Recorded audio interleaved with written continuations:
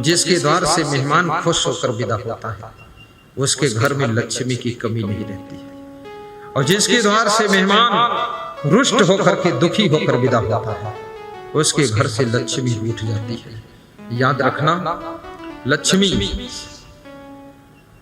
द्वार पर आए हुए अतिथि का स्वागत जहां होता है वहीं निवास करती है, और दरिद्र वहां निवास करता है जिनके घर में अन्न को फेंका जाता है, जिनके घर में सुबह से शाम तक पति पत्नी माँ बेटे भाई भाई लड़ते झगड़ते रहते हैं, उनके घर में दरिद्र रहता है।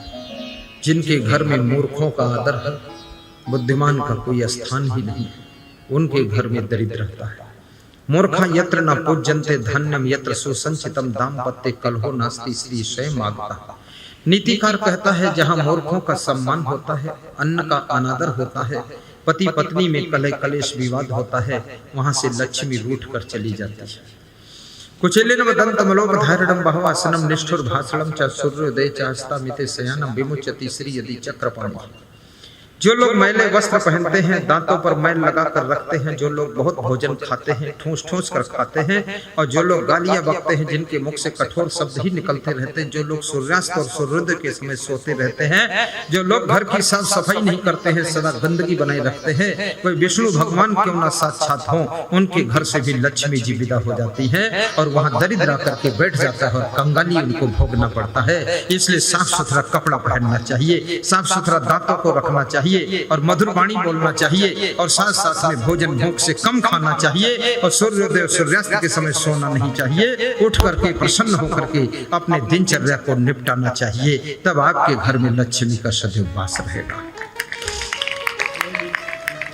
और जोरदार ताली भी बजाना चाहिए।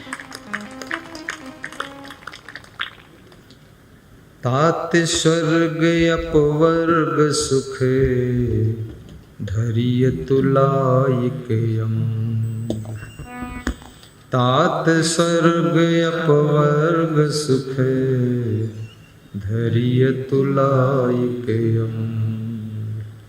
तुला के एक पलड़े पर हे तात स्वर्ग का सुख और मुक्ति का सुख भी रख दिया जाए, दुनिया का सुख रख दिया जाए, लेकिन सत्संग के सुख के बराबर वो भी सुख नहीं है।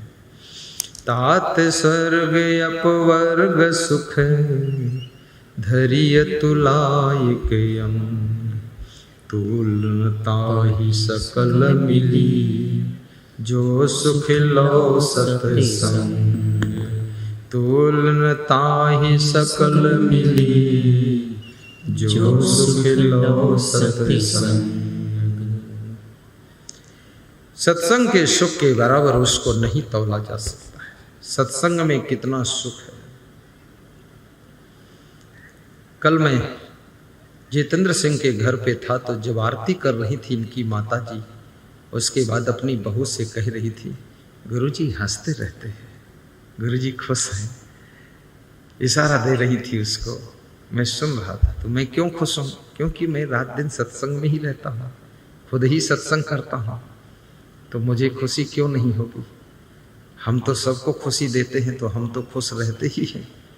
मिलता है सच्चा सुख केवल गुरुदेव तुम्हारे चरणों में। मिलता है सच्चा सुख केवल गुरुदेव तुम्हारे चरणों में।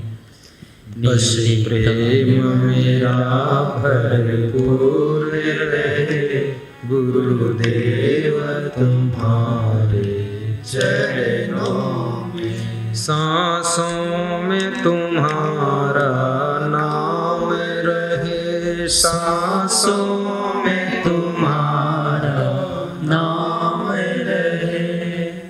दिन रात सुबह और शाम रहे, हर वक्त यही बस ध्यान रहे गुरुदेव तुम्हारे चरणों में।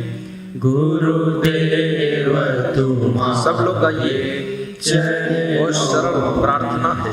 मिलता है सच्चा सुख केवल गुरुदेव तुम्हारे चरणों में। मिलता है सच्चा सुख केवल गुरुदेव तुम्हारे चरणों में। बिनती यह पल पल मेरी है, रहे ध्यान तुम्हारे चरणों में।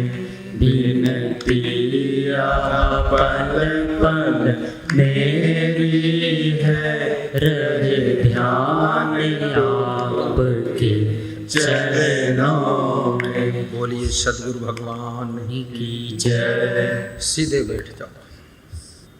कबीर साहब कहते हैं, कामी क्रोधी लालची भक्त न इनसे हो। भक्त करेश कोई सूरमा जाति वर्ण कुल खोए। जब गुरु भी जाति को नहीं देखता है, सोचता है राम ने कब देखा था ये सेवरी भीलिन जाति की है, इसको दर्शन नहीं दूंगा। ऐसा क्या सोचा था राम ने? नहीं, राम भी अपने छत्रित्व को अहंकार से मुक्त हो चुके थे। और मीरा ने भी कभी ये नहीं सोचा था कि मैं छत्राणी हूं, ये यदुवंशी कृष्ण का दर्शन क्यों करूं। कोई छत्री भगवान मिलना चाहिए। याद रखना, जो भगवान के पद पर पहुंचता है, जातियां पातियों की धूल पीछे ही झड़ जाती है, मत मजहब की धूल भी झड़ जाती है।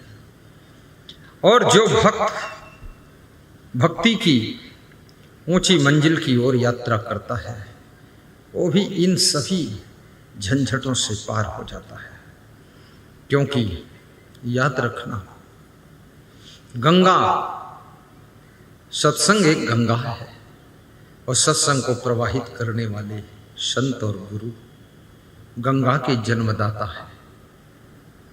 तो गंगा कभी मना नहीं करती है, कोई भी डुबकी लगाए, पशु पक्षी भी डुबकी लगा सकते हैं गंगा जी में। मुर्दों की हड्डियां भी गंगा में प्रवाहित की जाती है।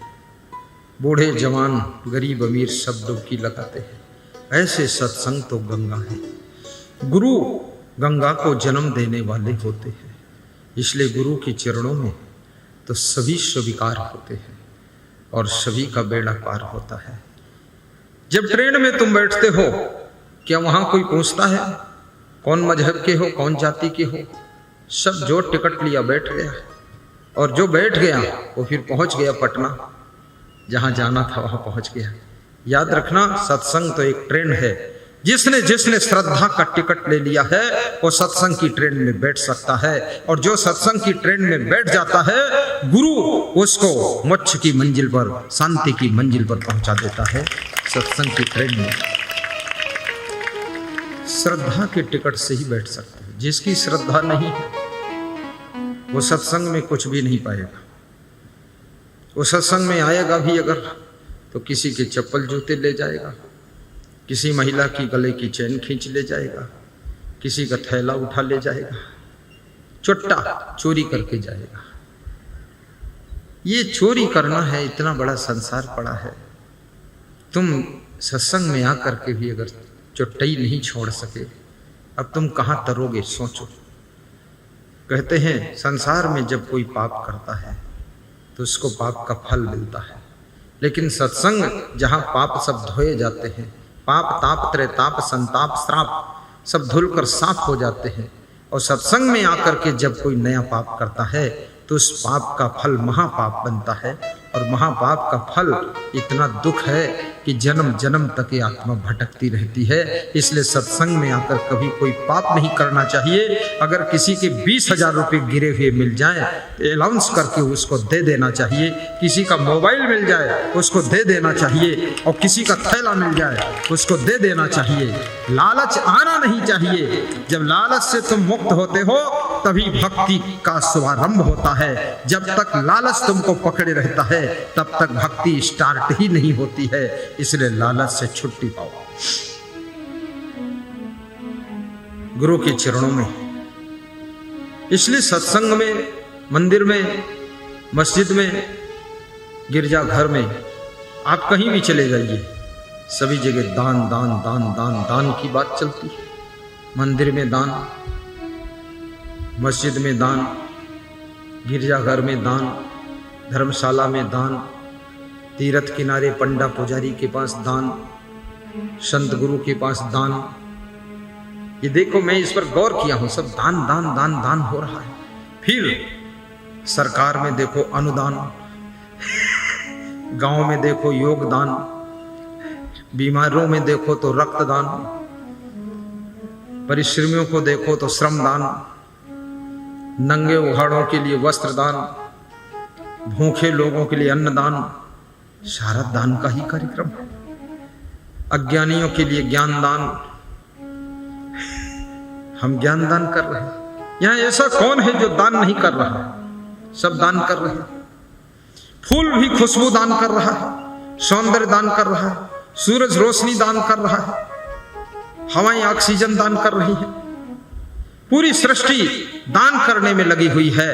तो सृष्टि में तुम सबका दान ले रहे हो तो तुम भी कुछ दान करो, योगदान करो, श्रमदान करो, कुछ प्रदान करो। इतनी कंजूस क्यों बने हुए हो?